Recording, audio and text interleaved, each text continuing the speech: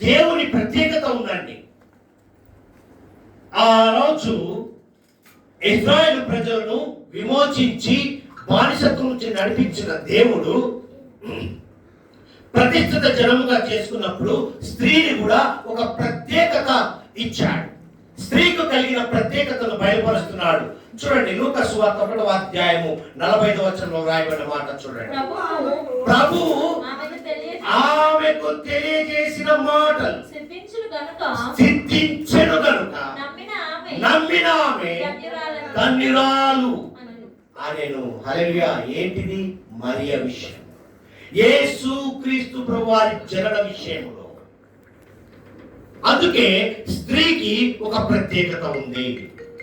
ఏమని వ్రాయబడింది అక్కడ? ప్రభువు ఆమెకు తెలియజేసిన మాటలు.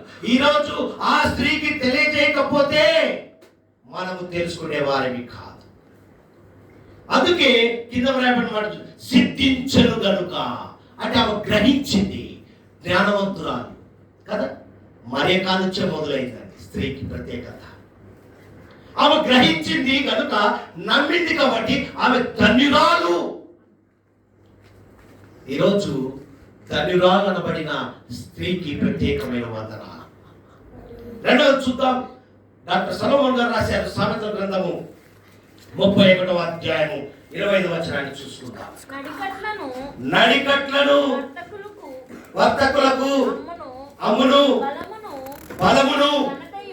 చూడండి ఏమని రాయబడింది?